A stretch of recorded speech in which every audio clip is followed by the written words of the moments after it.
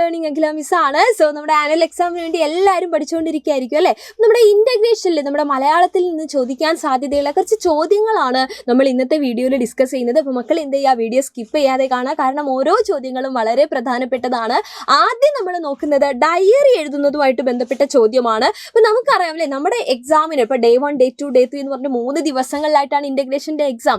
അതിലൊരു ദിവസം കൃത്യമായിട്ട് ക്വസ്റ്റ്യൻ പേപ്പറിൽ നമ്മൾ പ്രതീക്ഷിക്കുന്ന ഒരു ചോദ്യമാണ് ഒരു ഡയറി എഴുതുക എന്നുള്ളത്. അപ്പോൾ ഡയറി എഴുതുന്ന സമയത്ത് നമ്മളൊരു ഡയറി ബൈ ഹാർട്ട് പഠിച്ചതുകൊണ്ട് കാര്യമില്ല. കാരണം നമ്മൾ ചോദ്യങ്ങൾ എന്ന് പറയുന്നത് അല്ലെങ്കിൽ സന്ദർഭങ്ങൾ എന്ന് പറയുന്നത് വ്യത്യസ്തമായിരിക്കും അല്ലേ. തന്നിരിക്കുന്ന സന്ദർഭത്തിനനുസരിച്ച് നമ്മളൊരു ഡയറി എഴുതുന്ന സമയത്ത് എന്തൊക്കെ കാര്യങ്ങളാണ് എൻ്റെ മക്കൾ ശ്രദ്ധിക്കേണ്ടത്? അപ്പോൾ അതിൽ ആദ്യം തന്നെ നമ്മൾ നോക്കേണ്ടത് ഡയറി എന്ന് പറയുമ്പോൾ നമ്മുടെ ഒരു ദിവസമാണ് അല്ലേ. ആ ഒരു ദിവസം നടന്ന കാര്യങ്ങൾ എഴുതുന്ന സമയത്ത് അതിൽ കൃത്യമായിട്ട് നമ്മൾ എന്ത് ചെയ്തിട്ടുണ്ടായിരിക്കണം, ആ ദിവസം ഏതാണ് എന്ന് നമ്മൾ സ്പെസിഫൈ ചെയ്യണം. അതായത് ആ ഡേറ്റ്, തീയതി നമ്മൾ എന്ത് ചെയ്യണം, ഡയറിയിൽ നമ്മൾ സൂചിപ്പിക്കണം. ഒരു എക്സാമ്പിളായിട്ട് ഇപ്പോൾ പറയുവാണെങ്കിൽ ഇന്നത്തെ ദിവസം തന്നെ എഴുതണമെന്ന് മിസ് പറയുന്നില്ല, ആ സന്ദർഭം നടക്കുന്നതാണ് അല്ലേ. അപ്പോൾ നിങ്ങളൊരു മോഡലായിട്ട് അവിടെ എന്ത് എഴുതിയിട്ടുണ്ടായിരിക്കണം, ഒരു ഡേറ്റ്, ഒരു ദിവസം നിങ്ങൾ അവിടെ എഴുതിയിട്ടുണ്ടായിരിക്കണം. പിന്നെ നിങ്ങൾ ശ്രദ്ധിക്കേണ്ടത് സംഭവങ്ങളെല്ലാം വിട്ടുപോവാതെ എഴുതുക എന്നുള്ളതാണ്. കാരണം നമ്മളോട് ഡയറിയുമായിട്ട് ബന്ധപ്പെട്ട് ചിലപ്പോൾ മക്കളുടെ സ്വന്തം ഡയറി ആയിരിക്കും ചോദിക്കുന്നത്. ചിലപ്പോൾ എന്തായിരിക്കും ചോദ്യത്തിൽ, ഇപ്പോൾ ഒരു എക്സാമ്പിൾ പറയുവാണെങ്കിൽ ഒരു സന്ദർഭം തന്നിട്ട് ആ സന്ദർഭത്തിൽ അമ്മു എന്ന് പറയുന്ന ഒരു കഥാപാത്രമുണ്ട്, ആ അമ്മുവിൻ്റെ ഡയറി എഴുതാനായിട്ട് നിങ്ങളോട് സഹായിക്കാൻ പറയുമായിരിക്കും ചെയ്യുന്നുണ്ടാവുക. അപ്പോൾ നിങ്ങൾ എന്ത് ചെയ്യണം, ആ നിമിഷം മുതൽ മക്കൾ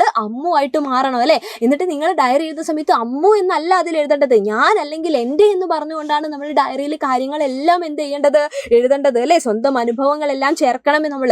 അപ്പോൾ ആ കഥാപാത്രമായിട്ട് നിങ്ങൾ എന്ത് ചെയ്യണം, ആ ഡയറി നിങ്ങൾ എഴുതണം അല്ലേ. അതുപോലെ അക്ഷരത്തെറ്റില്ലാതെ എഴുതാനായിട്ട് മക്കൾ ശ്രദ്ധിക്കുകയും ചെയ്യണം. മാക്സിമം എന്ത് ചെയ്യുക, നല്ല വൃത്തിയിൽ നീറ്റായിട്ട് നമ്മൾ എന്ത് ചെയ്യുക, ഉത്തരം എഴുതുക. അപ്പോൾ ഡേറ്റിൻ്റെ കാര്യം മറക്കരുത്. ഈ കാര്യങ്ങളെല്ലാം ശ്രദ്ധിച്ചു കഴിഞ്ഞാൽ നമുക്ക് ഫുൾ മാർക്ക് എന്ത് ചെയ്യാൻ പറ്റും, മേടിക്കാനായിട്ട് പറ്റും അല്ലേ. അടുത്തൊരു ചോദ്യം ഇതാണ്, റോഡ് നിയമങ്ങളുമായിട്ട് ബന്ധപ്പെട്ട ചോദ്യങ്ങളാണ് അല്ലേ. വാഹനങ്ങളെ പറ്റി എല്ലാം നമ്മൾ ഈ വർഷം പഠിക്കുന്നുണ്ടായിരുന്നു. അപ്പോൾ ചോദ്യം ഇതാണ്, ശാലുവും അച്ഛനും ഒരു സ്റ്റാളിലെത്തി.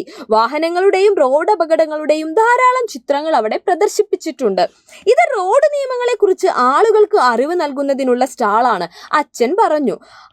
അവർ സ്റ്റാൾ ചുറ്റി നടന്ന് കണ്ടു, റോഡ് നിയമങ്ങൾ എഴുതിയത് വായിച്ചു. ഇത്രയും നമ്മളെടുത്ത് പറഞ്ഞിരിക്കുകയാണ് അല്ലേ. എന്നിട്ട് ചോദ്യം എന്താണെന്നറിയോ, ഇതൊക്കെ മാതൃകാ ചോദ്യങ്ങളാണ് കേട്ടോ. ചോദ്യം ഇതാണ്, കാൽനട യാത്രക്കാർ പാലിക്കേണ്ട റോഡ് നിയമങ്ങൾ എഴുതൂ. ഒരു 5 എണ്ണമെങ്കിലും നമ്മൾ എന്ത് ചെയ്യണം, എഴുതണം എന്ന് പറഞ്ഞിരിക്കുകയാണ് അല്ലേ. മുഴുവൻ മാർക്ക് കിട്ടണമെങ്കിൽ 5 റോഡ് നിയമങ്ങൾ നമ്മൾ എഴുതണം. അത് എങ്ങനെയുള്ളതായിരിക്കണം, കാൽനട യാത്രക്കാർ പാലിക്കേണ്ടതായിരിക്കണം. നമുക്കറിയാം, വാഹനം ഓടിക്കുന്ന ആളുകൾ പാലിക്കേണ്ട കുറേ നിയമങ്ങളുണ്ട്, വാഹനത്തിൽ കയറുമ്പം നമ്മൾ ശ്രദ്ധിക്കേണ്ട കുറേ കാര്യങ്ങളുണ്ട്, അതേപോലെ തന്നെ നടന്നു പോകുമ്പോഴും നമ്മൾ കുറേ കാര്യങ്ങൾ ശ്രദ്ധിക്കേണ്ടേ, അത് നമ്മൾ കൃത്യമായിട്ട് എഴുതുക. ഏതൊക്കെയാണ്, റോഡിൻ്റെ വലതുവശം ചേർന്ന് നടക്കുക, സീബ്ര ലൈനിലൂടെ മാത്രം റോഡ് ക്രോസ് ചെയ്യുക, ഫുട്പാത്തിലൂടെ നടക്കുക, റോഡിലൂടെ കൂട്ടം കൂടി നടക്കരുത്, രാത്രി റോഡിലൂടെ നടക്കുമ്പോൾ വെള്ള വസ്ത്രങ്ങൾ എന്ത് ചെയ്യുക, ധരിക്കുക അല്ലേ. അപ്പോൾ ഒരു 5 എണ്ണം നമ്മളിതാ എഴുതിയിട്ടുണ്ട്.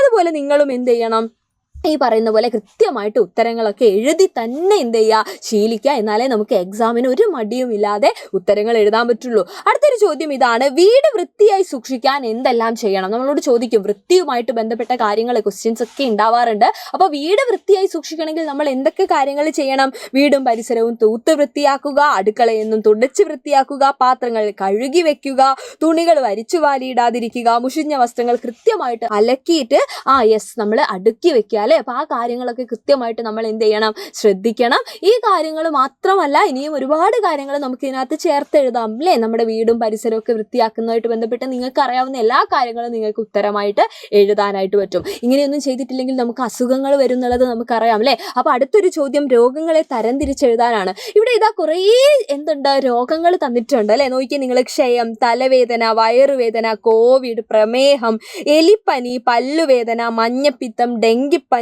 ചെങ്കണ്ണ്, ഹൃദ്രോഗം, അർബുദം അല്ലേ. കുറേ രോഗങ്ങളുണ്ട്.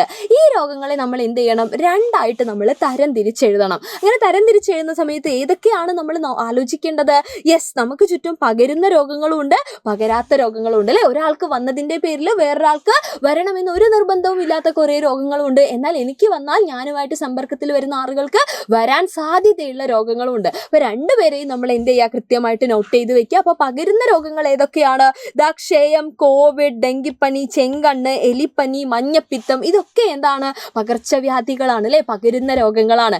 അതേസമയം വേദനകൾ, അതായത് നമ്മുടെ തലവേദന, വയറുവേദന, അതുപോലെ പ്രമേഹമുണ്ട്, ഹൃദ്രോഗം അല്ലെ, അർബുദം അല്ലെങ്കിൽ ക്യാൻസർ, പല്ലുവേദന, ഇതൊക്കെ എന്താണ്? പകരാത്ത രോഗങ്ങളാണ് അല്ലേ. അത് പകരുന്ന രോഗങ്ങളല്ല എന്നുള്ളത് കൃത്യമായിട്ട് ഓർത്ത് വയ്ക്കുക. അപ്പോൾ ആ രീതിയിലുള്ള ചോദ്യങ്ങൾ വന്നാലും നമുക്ക് എന്ത് ചെയ്യാൻ പറ്റണം? ഉത്തരം എഴുതാനായിട്ട് പറ്റണം. അപ്പോൾ ഇന്ന് നമ്മൾ കുറേ ചോദ്യങ്ങളൊക്കെ ഡിസ്കസ് ചെയ്തിട്ടുണ്ട്, കഴിഞ്ഞിട്ടില്ല. ഇതേപോലെയുള്ള ചോദ്യങ്ങളായിട്ട് ഇനിയും മിസ് വരും. അപ്പോൾ മക്കൾ എന്ത് ചെയ്യുക? വീഡിയോ ഇഷ്ടപ്പെട്ടിട്ടുണ്ടെങ്കിൽ ലൈക്ക് ചെയ്യുക, നിങ്ങളുടെ ഫ്രണ്ട്സിന് ഷെയർ ചെയ്ത് കൊടുക്കാനും മറക്കരുത്. അപ്പോൾ നമുക്ക് വീണ്ടും കണ്ടുമുട്ടാം. അതുവരെ എല്ലാവർക്കും thank you so much and by.